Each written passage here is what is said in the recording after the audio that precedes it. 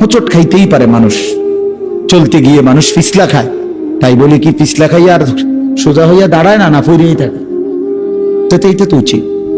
ভুল হোঁচট খাইতেই পারে, চলার পথে অনেক দিন চোখ নামায় রাখছি, তাই বলি আজ হয়তো নারীর প্রতি নজর পড়ে গেছে,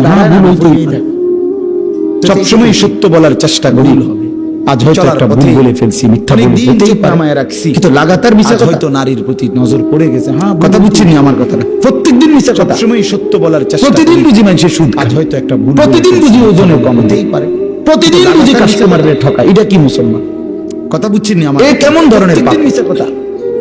প্রতিদিন বুঝি মানুষের সুদ, 30 বছর বুঝি প্রত্যেক দিন টেলিভিশন চলবে আপনার ঘরে, প্রতিদিন আপনার ঘরে নিয়ম মাফিক নাচ গান কেমন ধরনের চলবে? আপনাদের আখিরাত নাই?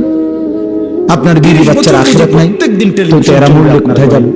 প্রতিদিন আপনাদের ঘরে নিয়ম মাফিক, আর আমি বাবা হিসেবে, অভিভাবক হিসেবে কি দায়িত্ব পালন করব? আপনাদের আখিরাত নাই? খাট পালং আর সোফা ফার্নিচার, বাচ্চার আখিরাত নাই? কাঁচের প্লেট আর নুনের বাটি, এটাই ছিল জিম্মাদারি না? আর আমি বাবা হিসেবে, একজন মুসলমানের দায়িত্ব তার স্ত্রী সন্তানের জন্য খাট পালং আর শুধু খাট পালং আর সোফা ফার্নিচার ব্যবস্থা করা, এই তো নুনের বাটি, এটাই ছিল। বলেন না বাবা, বলেন। একজন মুসলমানের দায়িত্ব তার স্ত্রী সন্তানের জন্য ওয়া'মুর আহলাকা বিস-সালাহ, সোফা ফার্নিচার ওয়াসতাবির আলাইহা। আল্লাহ তাআলা বলেন, নবী আপনাকে বলছি, তো কি প্রতিটা বান্দাকে ঈমানদার বলে দেন, হে ঈমানদার, তোমরা প্রত্যেকেই নিজ নিজ পরিবারের সদস্যদেরকে নামাজের আদেশ করো। আপনাকে বলছি, এই যে জিম্মাদারি, প্রতিটা বান্দাকে ঈমানদার বলে দেন, আল্লাহ বলছে, হে ঈমানদার, তোমরা ওয়াসতাবির আলাইহা, নিজ এবং তুমি নিজেও নামাজের উপরে মজবুত, নামাজের আদেশ করো।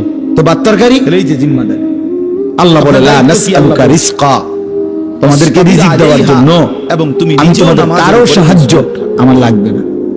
তো বাত্তারকারী, নাহনু নারযুকুকা, আমি একাই সকলকে রিজিক দেব, রিজকা, তোমাদেরকে রিজিক দেওয়ার জন্য। কি সুন্দর কথা, মানে আমি তোমাদের কারো, সেটা আমি দেব, আমার লাগবে না। ভাতের ফিকির আমি করব, নাহনু রিজিকের ফিকির আমি একাই সকলকে রিজিক দেব। তুমি সেজদার ফিকির করো, স্ত্রী সন্তানের ইবাদতের ফিকির তুমি করো, বিষয়টা আমি দেখব। ওদের ভাত তরকারির ফিকির আমি করব। ওমা কুন্না আনিল খালকি গাফিলিন, আল্লাহ বলে, বান্দা আমি আমার একটা সৃষ্টির ব্যাপারে 1 সেকেন্ডের জন্য গাফিল তুমি করো।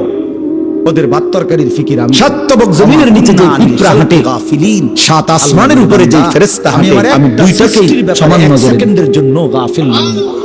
একই মুহূর্তে দেখি সাতবক জমিনের নিচে যে পিঁপড়া হাঁটে, হিমালয়ের চূড়ায় আমি যখন উপরে যে ফেরেশতা আমার সৃষ্টি মাখলুকের রিজিক পৌঁছাই, আটলান্টিক মহাসাগরের গভীরে তখনই রিজিক পৌঁছায়। একই মুহূর্তে হিমালয়ের চূড়ায় আমি যখন আমার সৃষ্টি মাখলুকের রিজিক পৌঁছাই, আটলান্টিক মহাসাগরের গভীরে ইল্লা ইনদানা খাযাইনুহু, আল্লাহ বলেন আমার কাছে কোনো কিছুই স্টক সীমিত নয়, বড় খাজাইন, সমস্ত কিছু আমার কাছে ভান্ডারে ভান্ডারে খাজাইনুহু। আল্লাহ বলেন আমার কাছে কোনো কিছুই স্টক সীমিত নয়, বড় সিরিয়ালে দাঁড়ানো, সমস্ত কিছু আমার কাছে ভান্ডারে ভান্ডারে ভান্ডারে ভান্ডারে। না না, ওমা নুনাজ্জিলুহু ইল্লা বিকদারিন মালুম, তাড়াতাড়ি এই সিরিয়ালে আল্লাহ বলেন আছে তো আমার কাছে ভান্ডারে ভান্ডারে, কিন্তু আমি নাজিল করি পরিমাণ মতো করি, একসাথে সব না, পরিমাণ করে।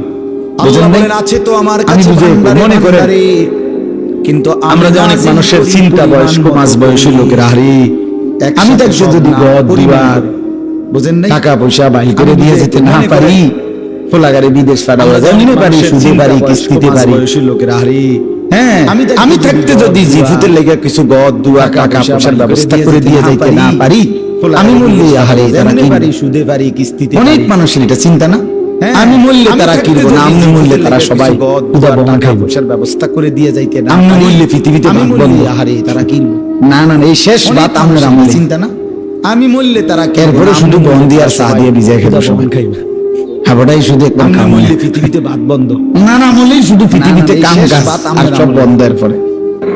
এই জন্য আল্লাহ বলে, বান্দা রে আমার কাছে আছে, টেনশন করো না, খাবারটাই শুধু একদম আমার কাছে আছে ভান্ডারে ভান্ডারে, কিন্তু আমি একসাথে দিলে তো সব সংরক্ষণ করতে পারবা না।